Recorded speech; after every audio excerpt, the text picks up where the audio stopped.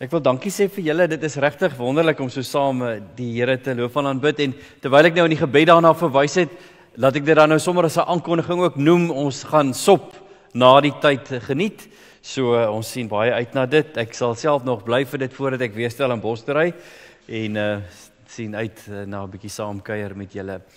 Vriende, ons gaan vanaand saam lees uit die boek Handelinge, hoofstuk 10, en dis 'n redelike lang gedeelte wat ons gaan lees, want Handelinge 10, al 48 verse, mens kan eintlik nie iets uitlaat as dit gaan oor hierdie gedeelte nie. So ek het gedink, ons gaan die hele hoofstuk lees, al 48 verse. Ek sal eerder 'n bietjie korter preek, dit gaan nie oor my of oor die preek nie, dit gaan oor die woord van die Here en die Gees van God wat met ons werk. So my gebed is dat ons regtig in hierdie verhaal iets van die Gees se werking sal ervaar. En so voordat ons die teks lees, wil ek begin met 'n korterige verhaal. Dalk is daar van julle wat die naam Eugene Peterson goed ken. Dit is 'n bekende predikant en skrywer. Hy's so 'n paar jaar gelede oorlede, en ek dink vir baie van ons predikante het hy baie beteken deur sy skryfwerk, deur sy boeke. Maar hy vertel 'n verhaal dat toe hy klein was, so 5 jaar oud, was hy lief daarvoor gewees om na die plaas toe 'n plaas daar naby hulle soontoe te gaan en in die landerye rond te loop, en toe op 'n dag toe sien hy die boer daar rondry op sy trekker besig om te ploeg, en hy wou so graag ook saam ry op die trekker, en hy staan daar, en op 'n stadium toe stop die boer die trekker, en hy waai sulke groot bewegings, waai hy sulke windmeel arms wat waai en roep en skree klomp goed. Maar Eugene Peterson sê hy kon nie hoor nie, en die wind het gewaai, en hy weet nie wat aangaan nie, en bang geword dat hy nie eintlik daar mag wees terwyl die boer besig is om te ploeg nie, en omgedraai en weggehardloop.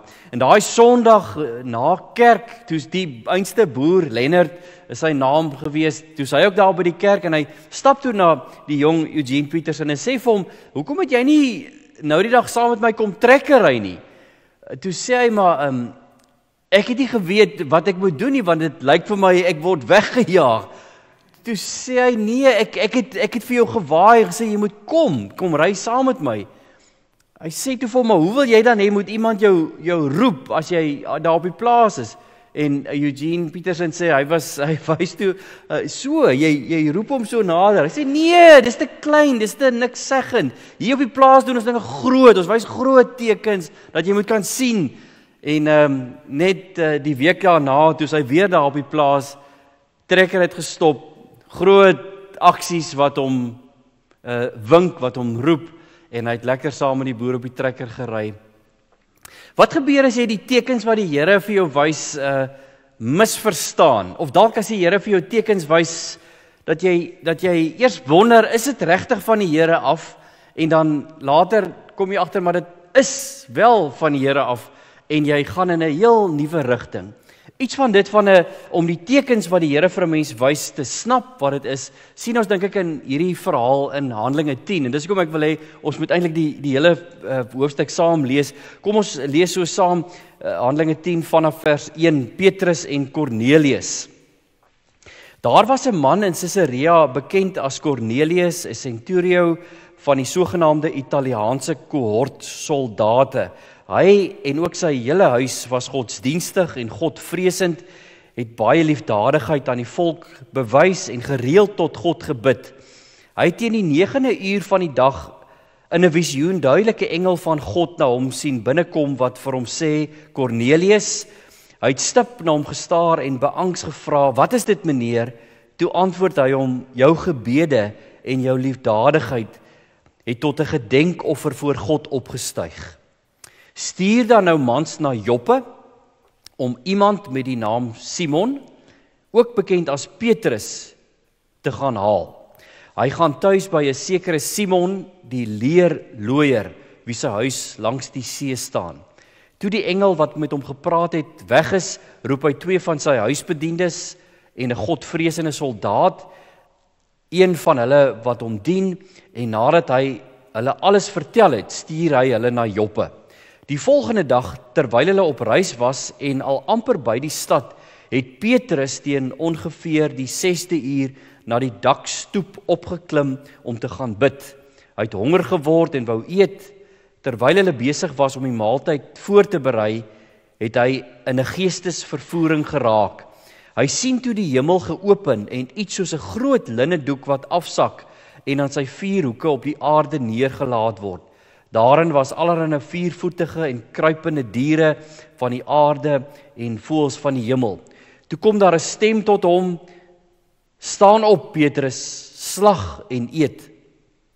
Maar Petrus het geantwoord: "Onder geen omstandighede nie, Here, want ek het nog nooit iets wat besoedel of onrein is geëet nie."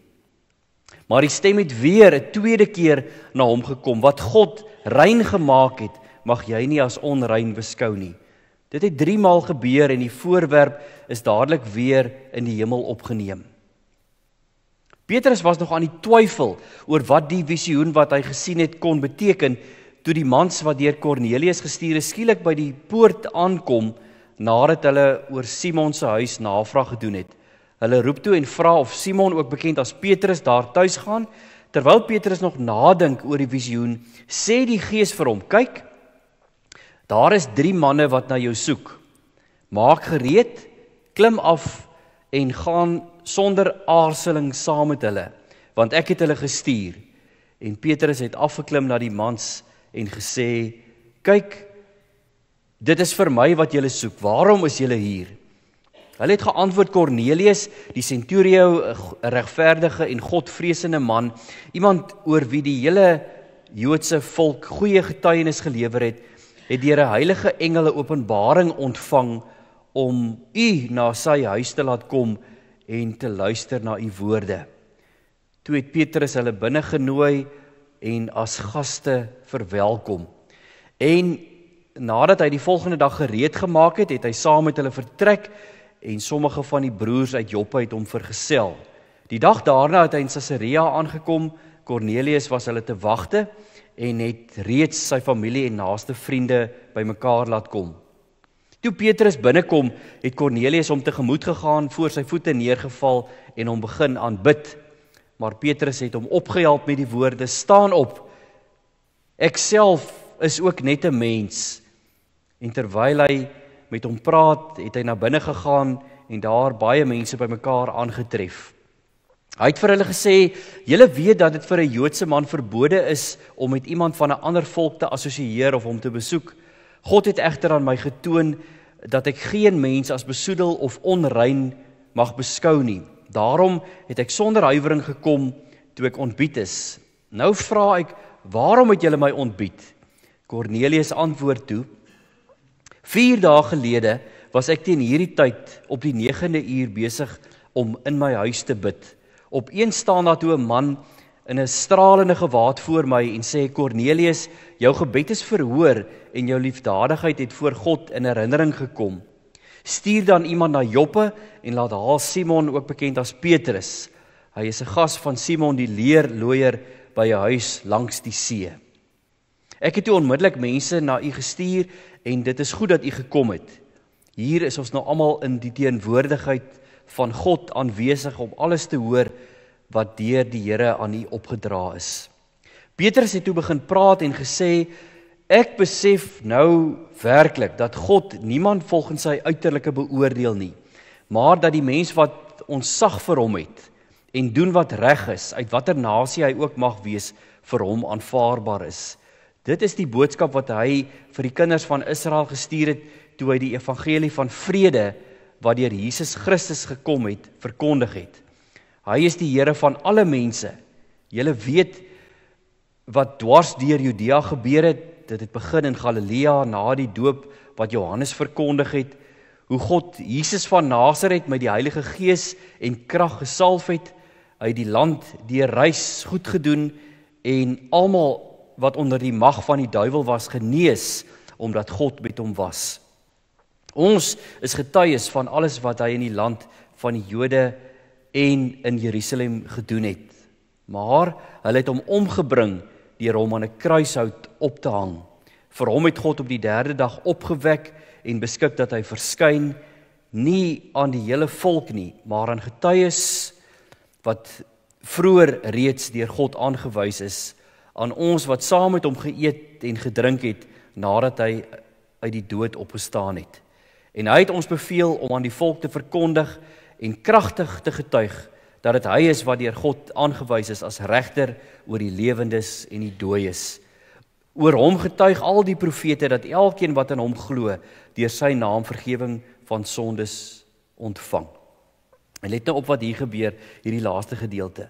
Petrus was nog aan die woord, toe die Heilige Gees op almal wat na die toespraak luister neerdaal. Die gelowiges uit die besnydenis, almal wat saam met Petrus gekom het, was uiters verbaas dat die gawe van die Heilige Gees selfs op die heidene uitgestort is. Hulle het immers gehoor hoe hulle in tale spreek en God loof. Toe sê Petrus, niemand kan tog verhinder dat hierdie mense, wat net soos ons die Heilige Gees ontvang het, met water gedoop word nie. En hy het opdrag gegee dat hulle in die naam van Jesus Christus gedoop word. Toe het hulle hom gevra om nog 'n paar dae aan te bly. Wat 'n aangrypende verhaal in die woord van die Here hier in Handelinge. En die eerste ding wat hier vir my uitstaan by 'n klomp goed wat mens kan sê oor hierdie teks, vriende, is dat dit vir ons baie duidelik is, God neem die inisiatief. Sy liefde stap oor grense. God wat in sy liefde oor grense gaan, wanneer hy dit doen, dan vat dit dalk vir mense so rukkie om agter te kom, die tekens wat hy wys, beteken dat ons dalk nou anders gaan moet begin dink en optree. En dis wat hier gebeur. Natuurlik, Petrus is nie eerste aan die woord nie, eers is dit Kornelius, die engel verskyn aan Kornelius op 'n spesifieke tyd, en dan kom die engel en sê nie vir hom, jy moet nou eers 'n Jood word, of jy moet eers sekere goed doen nie. Dadelik stuur hy boodskappers na Petrus, sodat dit wat Petrus gaan ontdek, in hierdie God wat oor grense gaan, dat Kornelius ook kan sien hoe God werk. En dan sien ons dat wanneer Petrus daardie visioen ontvang, wanneer hy op die dak is, ek onthou van kleindag af was dit vir my 'n aangrypende verhaal as dit in die kerk gelees word, en baie keer in die kinderbybel was daar die mooi prentjies van die doek met die diere wat so afsak, en nou nog is dit 'n verhaal, 'n teksgedeelte wat my baie diep in my hart raak, iets waaroor ek nie uitgedink kan raak nie, dat God op hierdie aangrypende manier vir hom wys, Petrus, jy ken nou al die Joodse wette en gebruike en moets en moenies, maar ek gaan nou vir jou iets wys wat jou hele teologie, jou kategese gaan skuif in 'n nuwe rigting. En dan sien ons eintlik die Heilige Gees laat ons anders kyk, van uitsluiting na insluiting. Petrus moes dit ontdek, dat hy wat toe nou hierdie ervaring het, sien, die Gees werk tog anders. Die Gees hou nie by die grense wat ons dalk in ons koppe het, want ons dink ons het ons nou klaar gedink, ons het nou klaar finaliteit oor hoe ons hierdie tekste moet verstaan nie. Dit bring my natuurlik, maar dis 'n gesprek vir 'n ander dag, net by die woord van God, die Bybel. Ek praat baie keer met jong mense daaroor, en dan sê ek vir hulle, dit is vir my aangrypend ook van teologiese studie en van om die woord te bestudeer, dat na al die jare wat ons die woord van die Here het, is daar nog steeds nuwe goed wat ons ontdek. Ons is nog nie klaar daarmee nie. En daarom kan ons hierdie verhaal lees, en ek het daarna verwys dat ek as kind dit in die kinderbybel gelees het, maar ook in hierdie paar dae van voorbereiding het dit my weer nuut getref. Die woord van die Here is lewend en kragtig. En ek weet, ons is besig met so baie dinge wat ons tyd neem elke dag. Ons kom soms net te min by die woord uit, om regtig te lees dat die Here deur sy woord met ons kan praat. Die Heilige Gees, sien ons hier, laat ons anders kyk van uitsluiting na insluiting. En dan uiteindelik, wanneer Petrus dan nou daar by Kornelius aankom, dan sê hy vir hulle, hy's dood eerlik, hy sê, julle weet dat dit vir my, vir 'n Jood, dis eintlik vir onwettig, dit is ongehoord om hier by julle tuis te gaan, maar God het vir my gewys, en nie net in teorie nie, maar in praktyk, in sy hart het hy begin verstaan, dat God besig is met iets anders. En dan in hierdie ontmoeting, nie in 'n tempel nie op 'n plek waar al die godsdienstiges bymekaar was nie, in hierdie huis van 'n soldaat wat dan nou in hulle oë, in die Jode se oë, 'n heiden was, vind daar ontmoeting plaas. En dan hierdie woorde, terwyl Petrus nog besig was om te praat, het die Heilige Gees op almal gekom wat na die boodskap geluister het. Geen voorafgaande bekering, hulle moet eers almal ja sê, hulle glo in Jesus nie, net terwyl hulle luister na daai woorde. Geen besnydenis, geen formele toelatingsproses wat hulle nou eers moet deurgaan nie. Net die Gees en die Joodse gelowiges wat saam met Petrus daar is verstom om te sien hoe die Gees werk. 'n Paar goed wat hier gebeur, ons sou kon sê van etniese eksklusiwiteit na inklusiwiteit. Hulle het eers gedink, nee, maar dis net ons klomp wat nou al hierdie Joodse gebruike ook verstaan en nakom. En nou wys die Gees nee, dit werk anders. Van 'n eksklusiewe volk na 'n inklusiewe familie, van uitsluiting na insluiting. En mens wonder eintlik dan nou, wat is dit wat in Petrus alles gebeur het, dat hy anders begin optree het? En hier so 3 goed wat vir my uitstaan. Die eerste is, ek dink hy het regtig 'n nuwe insig ontwikkel. Nuwe insig, toe dit tot hom deurgedring het, daardie woorde wat die Here gesê het, wat ek rein verklaar het, mag jy nie onrein ag nie. Wat die Here eintlik vir hom sê, Petrus, jou denkraamwerk, verwysingsraamwerk is eintlik maar klein, maar ek gaan dit groot maak. Ek gaan groot dinge vir jou wys. Verder het hy 'n nuwe gesindheid ontwikkel. Hy het die manne wat nou daar by hom opgedaag het, hy het hulle ingenooi en dan uiteindelik 'n nuwe manier van leef. Petrus gaan, hy luister, hy leer, want die Gees is aan die beweeg. Ek in hierdie verhaal is dit laat my dink ook aan hoekom is dit so dat die vroeë kerk, ons lees baie keer daarvan dat in die vroeë kerk het daar op 'n stadium baie vinnig groei plaasgevind. Rodney Stark het daarop gewys dat die vroeë kerk in die eerste 3 eeue van wat hulle reken omtrent so 7000 mense aanvanklik was tot 33 miljoen gegroei het, en dit was nie deur geld of wapens of kerklike vergaderings of besluite nie, dit was deur gewone eenvoudige mense wat hulle harte oopgemaak het, wat hulle huise oopgemaak het, hulle tafels en ander genooi het om deel te word. Andrew Walls sê hieroor mooi, ek lees dit, hy sê, crossing cultural boundaries has been the lifeblood of historic Christianity. Om kulturele grense oor te steek, was nog altyd die lewensaar, die lewensbloed van die Christendom. Want God steek grense oor.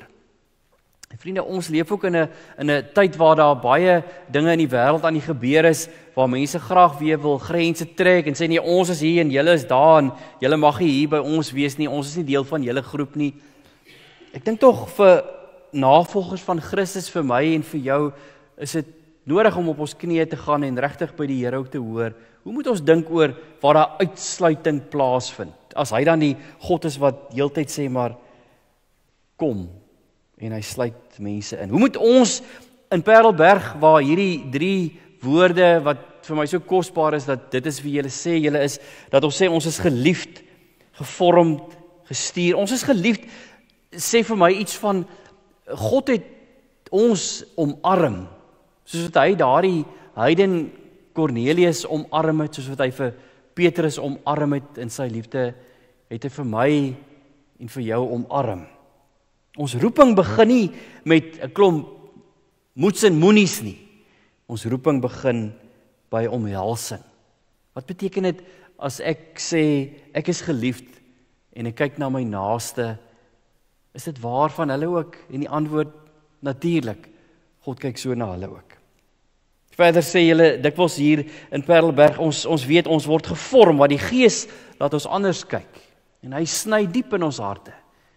En hy praat deur sy woord.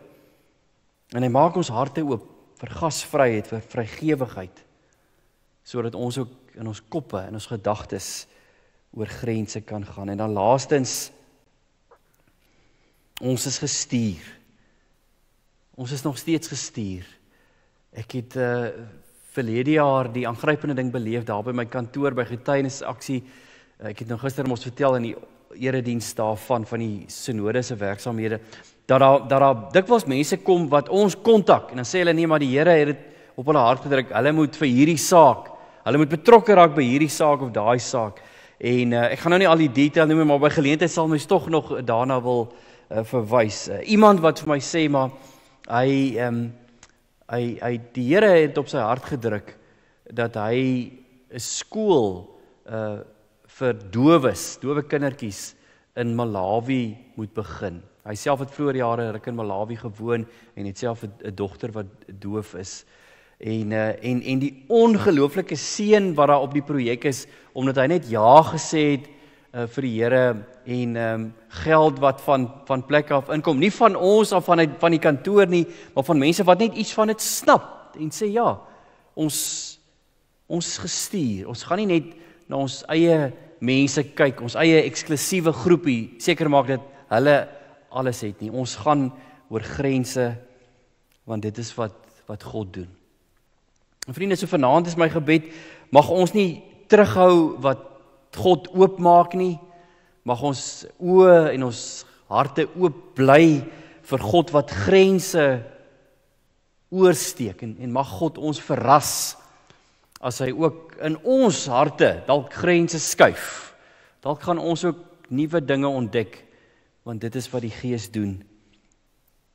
Hy is aan die beweeg en ons is gestuur om deel te neem aan sy beweging. Amen.